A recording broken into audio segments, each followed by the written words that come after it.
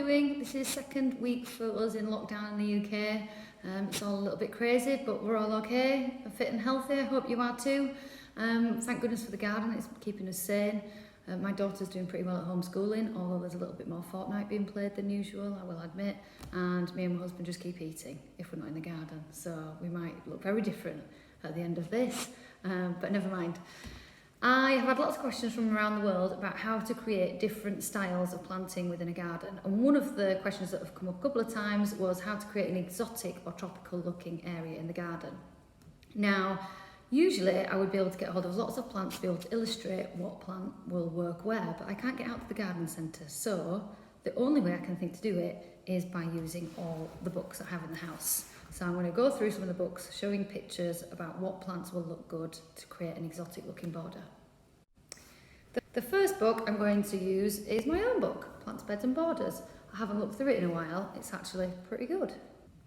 Now the first plant I want to talk to you about is a palm, because there's nothing quite like a palm to give you that lovely exotic holiday feeling in your garden. And there are two that will grow here well in the UK.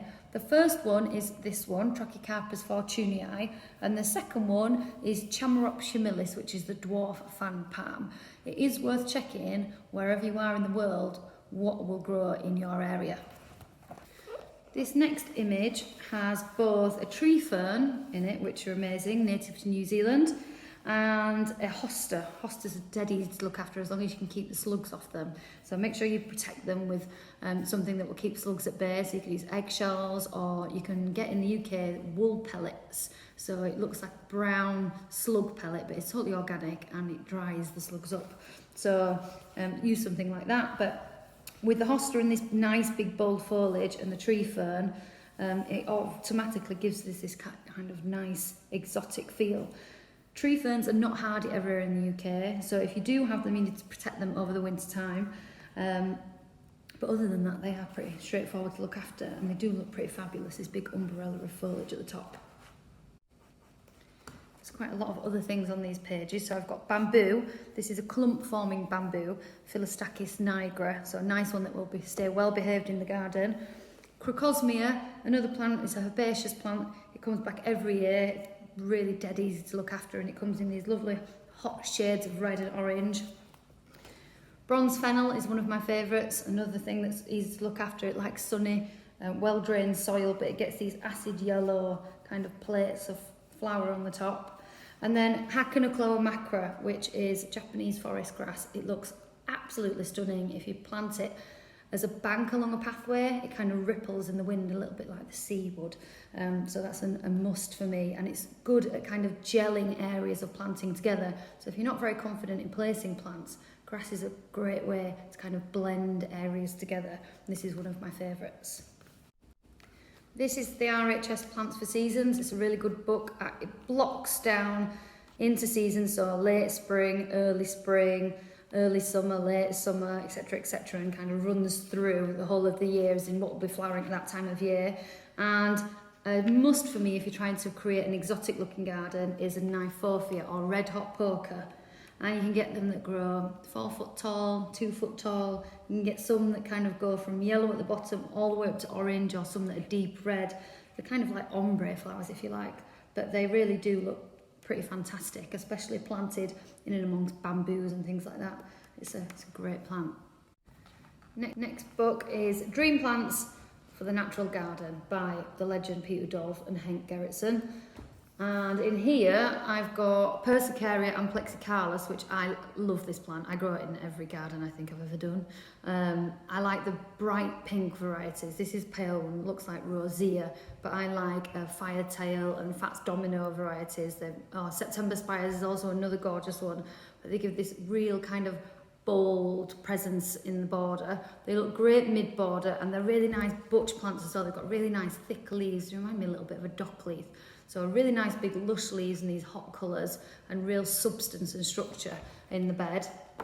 And then also in this book we've got Euphorbia, which is another easy win. They're really easy plants. They flower early in the year, giving you these lovely acid green bracts. And you get lots of different varieties. Some will grow up to 1 metre high, some will stay nice and small at 60 centimetres.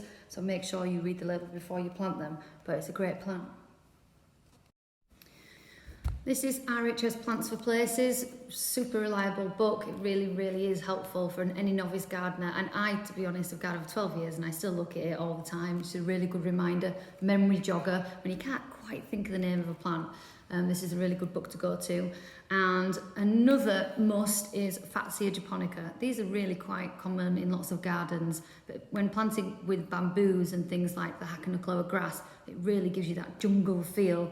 It has brilliant flowers as well. When it manages to flower, they're kind of spherical, a little bit like an ivy flower would be, and they look beautiful in Christmas displays as well. You can pick the flower and dry them and they look stunning on Christmas wreaths and stuff.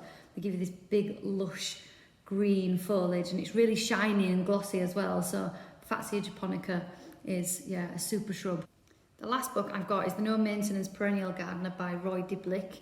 And in here we've got Hemerocalis, or the daylily. And again, it's all about the colour. It has these lovely red or yellow or orange trumpets on them, and it's got nice low foliage. If you plant it next to Hakanakloa macra, the grass that we mentioned earlier, the kind of strappy leaves of that and the strappy leaves of this blend really well, so they look good in clumps together. Put it at the front of a border where you can see it, and it gives really good impact. Now, just because all these plants will give you the same look, it doesn't mean that they all like the same conditions. So make sure that you watch the video that I did last week, find out what kind of soil and how much sun your bed gets, and then pick from these plants and create a little planting plan about what will work in your bed. There is absolutely no point whatsoever in fighting against the conditions of your garden, because 9 times out of 10 you will lose. Planting plants that will like the conditions means that you will have much greater success and your plants will thrive. Now, if you've got any questions, do get in touch. I'll answer them as best I can. And I know we can't all get to the garden centre right now to buy all these amazing plants that I've mentioned, but we can plan our gardens for as soon as we get out the other side of this. And having a plan and being ready to go, you know, what we can do now is dig over our beds, weed them, make homemade compost, make sure they're all ready to go. And as soon as life gets back to normal, we can go out to the garden centres and we've got our plan put in place, and we can, you know, get going straight away, and our gardens and us will be all the more happier for having that plan in place. I'll speak to you soon. Bye.